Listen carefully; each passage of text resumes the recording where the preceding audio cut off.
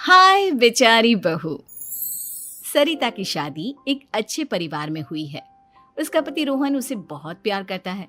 घर में उसकी सास शांति और ननद मीनाक्षी भी है, जो सरिता के किसी काम में दखल अंदाजी नहीं करती। लेकिन फिर भी सरिता को ऐसा लगता है कि दुनिया की सबसे ज्यादा बेचारी बहू वही है और सबसे ज्यादा अत्याचार उसी पर हो रहा है।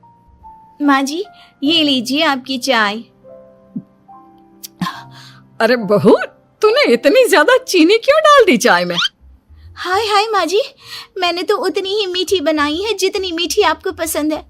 माँ जी, आपको तो मेरे हाथ की चाय अच्छी ही नहीं लगती। जब देखो कुछ न कुछ कमी निकाल ही देती हो। अरे बहू, तू एक बात के पीछे ही पड़ जाती है। मैंने ऐसा कब कहा कि तू रोज चाय खराब बनाती है?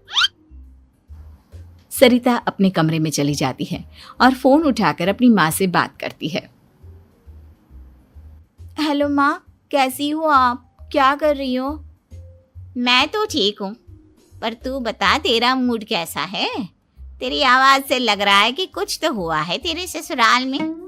अरे क्या बताऊँ माँ, यहाँ तो हर समय मेरे साथ बहुत बुरा व्यवहार होता है। मैंने अपनी सास के लिए इतनी अच्छी चाय बनाई, लेकिन मेरी सास चाय पीते ही मुझे 4 बातें सुना दी। बेटी, तू इतनी छोटी छोटी बातों पर ध्यान ही क्यों देती हो? तुम्हारी सास ने कुछ बोल भी दिया तो क्या हो गया, वो बड़ी है ना तुझसे। माँ ने इतना समझाया, लेकिन इस बात का सरिता पर कोई असर नहीं हुआ।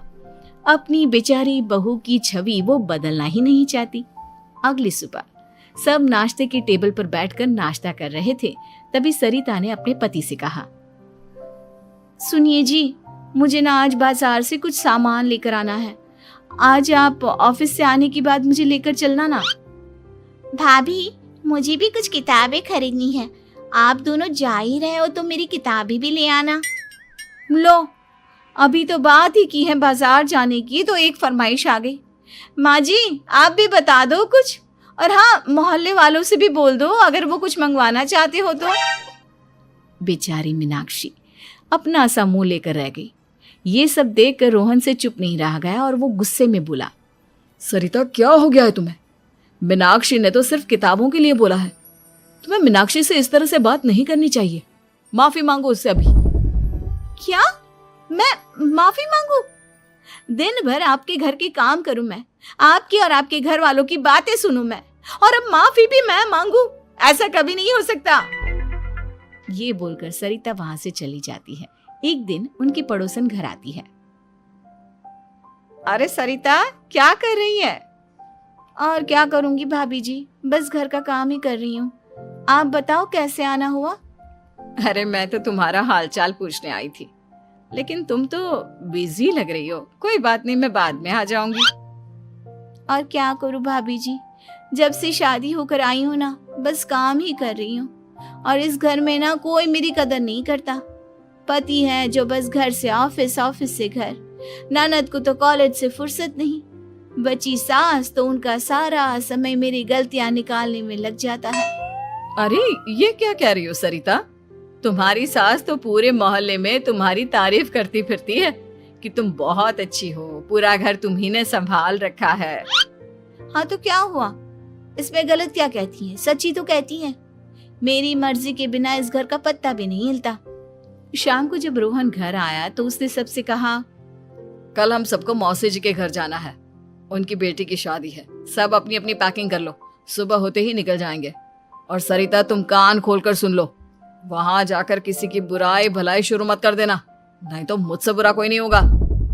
हाय हाय जी, आप तो ऐसे कह रहे हो जैसे मैं सुबह शाम सबकी बुराई करती फिरती हूँ। आज तक कोई कह नहीं सकता कि मैंने किसी की पीठ पीछे किसी के बारे में कोई बुरी बात बोली हो तो। अरे बस बहू, बात को और ज्यादा आगे मत बढ़ा। हमें सब पता है तो हमारे साथ क्या व्यवहार करती है। ये बात घर तक रखना, शादी में किसी को कुछ मत बोलना, नहीं तो सब कहेंगे कि शांति की बहू कितना बोलती है।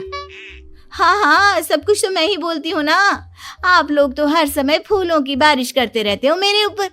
सारी गलती मेरी है जो मैं इस घर में आई। सबका कितना ध्यान रखती हूँ, लेकिन फिर भी मेरी तो आप लोगों की नजर में कोई कदर ही नहीं है।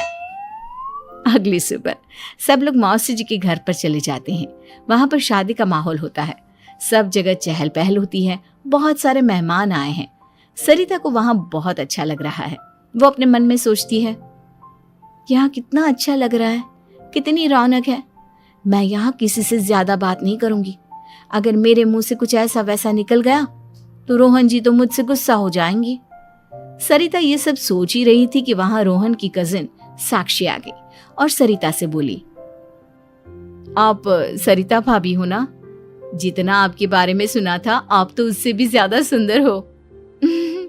हाँ वो तो है, मेरी सुंदरता की तारीफ सब करते हैं। मेरे मायके में तो सब यही बोलते हैं कि रोहन जी की किस्मत बहुत अच्छी है जिन्हें मैं मिली। लेकिन आप कौन है?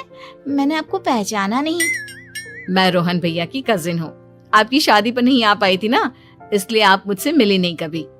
शांति मौसी और मीनाक्षी आपकी बहुत तारीफ करते हैं। क्या कहा तुमने? मेरी तारीफ? कभी नहीं। मेरे ससुराल वाले कभी मेरी तारीफ कर ही नहीं सकते। मैं इतनी अच्छी हूँ, मेहनती हूँ, लेकिन उन्हें तो मेरी कदर ही नहीं। सारा दिन घर का काम करती हूँ, फिर भी मेरी सास ना मुझे सुनाती रहती है और पति भी मेरी सास की साइड लेते हैं। ना कभी बाहर ले जाते हैं ना कहीं घुमाने। अगर घुमाने के लिए कभी बोल भी देना तो उनकी बहन बीच में आ जाती है। मैं कैसे रह रही हूँ उस घर में ये मैं ही जानती हूँ। सरिता की ये बातें सुनकर साक्षी को बड़ी हैरानी हुई। अब वो हर किसी के सामने अपनी बढ़ाई और ससुराल वालों की बुराई करने लगी। रोहन और शांति को सरिता पर बहुत गुस्सा आया, लेकिन वो चुप रहे। अगले दिन जब वो अपने घर पर आए, सरिता, तुमने क्यों सबके सामने मेरी इज्जत का तमाशा बनाया? तुमसे बोला था ना कि चुप रहना। अजी ऐसा भी क्या कह दिया मैंने जो इतना भड़क रहे हो? तुम जहां जाती हो अपना रोना शुरू कर देती हो, कभी किसी दूसरे की बात ही नहीं सुनती, बस अपनी कहती रहती हो। तुमने सबके सामने हमारा तमाशा बनाकर रख दिया है। हे भगवान, मुझे अपने पास बुला ले। जिस घर में मेरी कदर ही नहीं उस घर में मेरा क्या काम? अरे क्या करूंगी मैं यहाँ रहकर? जो भी आता है मुझे सुनाकर चला जाता है। मैं तो किसी से कुछ नहीं कहती। सीधी सादी बहू मिल गई है ना सबको, तो जो जी में आए वो करो। सरिता ने अपने आगे किसी को कुछ बोलने ही नहीं दिया और उस दिन भी उसने सबके सामने खुद को बेचारी बना ही दिया। अगले दिन मीनाक्षी कॉलेज के लिए लेट हो रही थी, इसलिए वो हर काम जल्दी जल्दी कर रही थी। अपना नाश्ता लेने किचन में गई और पतीले में रखे गरम दूध को गिलास में डालने लगी। दूध का पतीला उसके हाथ से छूट गया और गरम गरम दूध उसके हाथ पर गिर गया। ओए माँ, हाय मेरा हाथ, माँ मेरा हाथ जल गया। मीनाक्षी की आवाज सुनकर सरिता दौड़ती हुई आई। ये क्या किया तुमने? तुम्हें नाश्ता चाहिए था तो मुझसे बोल देती, मैं क्या मना करती थी? अब पता नहीं कितने दिन की मुसीबत पाल ली तुमने। सरिता मीनाक्षी को उसके कमरे में ले गई और उसका बहुत ख्याल रखा। उसका इस तरह से ख्याल रखना शांति और रोहन को थोड़ा अजीब लगा। माँ, सरिता के दिमाग का भी कुछ पता नहीं।